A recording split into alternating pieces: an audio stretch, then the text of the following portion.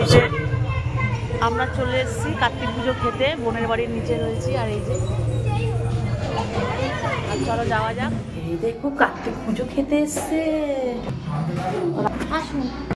তো আজকের ব্লগটা কিন্তু এখান থেকে শুরু করছে। তো চলে এলাম ফাইনালি মামার বাড়ি, আমার মেয়ের বাড়িতে, শ্বশুর বাড়িতে। আর এসে দেখো সবাই চলে এসছে। আর এদিকে দেখো সবাই ওরা ছাদে, বাদ বাকির জন্য সবাই ছাদে বসে আছে। তারপর হচ্ছে ভাই বোন ওরা সবাই ছাদের মধ্যে বসে আছে। আর সবার শেষে এন্ট্রি হচ্ছে। আর এদিকে দেখো সবাই বকছে যে এতক্ষণ কি করলে। আফটার অল তুমি দেখো দুটো যেহেতু পুজো, দুটোকে অ্যাটেন্ড করতে হবে। এদিকে আমার মেয়ে খেতে বসে গেছে, তাড়াতাড়ি বেরিয়ে যাবো। হচ্ছে আবার ওই ননদের বাড়িও যেতে হবে খাওয়ার জন্য। আজকে খুব হ্যাপি, পেছনে গাড়ি আছে, হচ্ছে বাড়িতে পারছে। হ্যাঁ গা কেটে গেছে। আহারে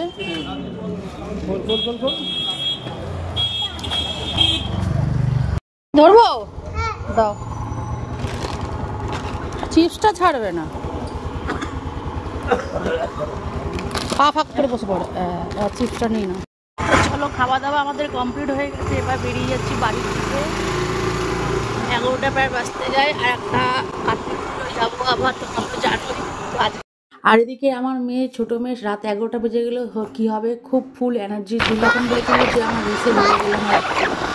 এদিকে আসার পর দেখলাম এলাই ব্যবস্থা হয়েছিল। মেনুতে হচ্ছে ফ্রাইড রাইস, আলুর দম, মিষ্টি, চাটনি, পাঁপড়। আর আমি পনিরের জন্য স্পেশাল হতে এসেছিলাম। কার্তিকের মামি যেহেতু, আমি সেই জন্য সেই আবদারে আবার খেতে বসে গিয়েছিলাম। তোমরা তো আগের ব্লগে দেখলে যে আমার মামিদের বাড়ি থেকে পোলাও, আলুর দম নিয়ে চলে এসেছে। কারণ খেতে বসলে কিন্তু অনেকটাই রাত হয়ে যেত, অদ্বিকে নিয়ে হবে, সেই জন্য অল্প অল্প ওরা বন্ধুগুলো সব ফোনও করছে আমার জন্য। ওরা বসেও ছিল, তাই জন্য আমি চলে এসেছিলাম ননদের বাড়ি খেতে।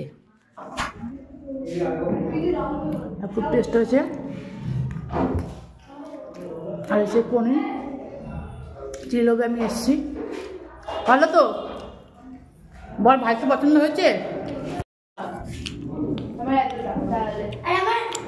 এতটা? ওই দিদির হাইটের থেকে একটু ভালো তো। ঠিক আছে তো, বউকো দিদির হাইটে। আর ওর ভাই বলতে এখানে কার্তিক ঠাকুরকে সেই হাইট মাপামাপি হচ্ছে, কে কার থেকে বড়। ওর থেকে যেহেতু একটু ঠাকুরটা বড়, আমার মেয়ের সাইজে, সেটাই ওরা দেয়ালে দাঁড়িয়ে দেখে কতটা বড়। এদিকে দেখো আমি তার মধ্যে রাইস আলুর দম খেয়ে নিচ্ছিলাম। তোমার আলুর দম আর তোমার রাইস খেয়ে নিচ্ছি, খুব সুন্দর যেহেতু হয়েছে। আর যেহেতু ছোট মেয়ে খুব বিরক্ত করবো, এই জন্য ওর বাবা বললো তুমি আগে খেয়ে নাও, তারপরে হচ্ছে আমি। আর যখন খেতে বসে ও এসে বলে তোমার ব্লগগুলো কিন্তু আমার খুব ভালো লাগে।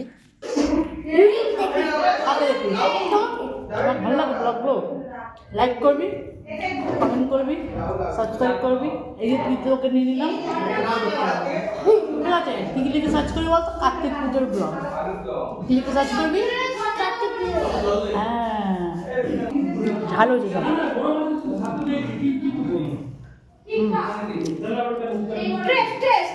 ঝাল হয়েছে সব। কি পোলাও খাবে না এটা খাবে বলো? ওর বাবাকে একটু টেস্ট করে দিয়েছিলাম। ওর বাবাকে বলেছিলাম তুমি পোলাও খাবে না রাইস খাবে। তোর বাবা খেয়ে যে তাহলে ঠিক আছে, রাইসটাই খেয়ে নেবো, ঝাল ঝাল রয়েছে যেহেতু। চাটনি কে পরিবেশন করলো? তুই চাটনি খেয়েছিস? কেমন চাটনিটা কেমন হয়েছে? জোগাড় করে নিয়ে এসছে আমার জন্য। পাপড় শেষ হয়ে গেছে, কিন্তু আমার জন্য পাপড় জোগাড় করেছে। তাই দিবি তোকে, এই তুই দিচ্ছিস, এবার তোকে ইউটিউবে তুলবো, তুই ফেমাস হয়ে যাবে। কিন্তু তোকে এবার টিভিও দেখাবে। তুই বুঝতে পারছিস তো তুই কতটা ফেমাস হবি? এই যে পাপড় দিল আমাকে, দারুণ। ব্যাস ব্যাস,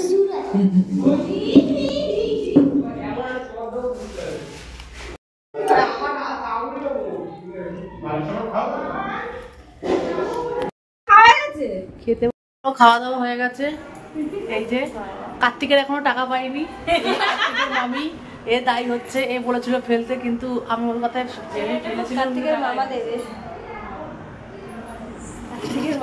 তাহলে আর এই জন্মে আমি আশা করে পাচ্ছি না। যদি সামনের জন্মে আমি জন্ম নিই তাহলে পাবো। এই শুভ কই, শুভ কই, দেখা দিচ্ছে না কেন? তো আজকে কার্তিক পুজোর ব্লগটা তোমাদের কেমন লাগলো কমেন্ট সেকশনে কমেন্ট করে জানাবে। পুজো খেয়ে সবাই বাড়ি ফিরছি। আর এই রাতের বেলা এটা হচ্ছে পোলাও আর আলুর দম। আর ব্লগটা ভালো লেগে থাকলে শেয়ার করে দেবে, কমেন্ট করবে আর লাইক করে দিয়ে সাথে থাকবে।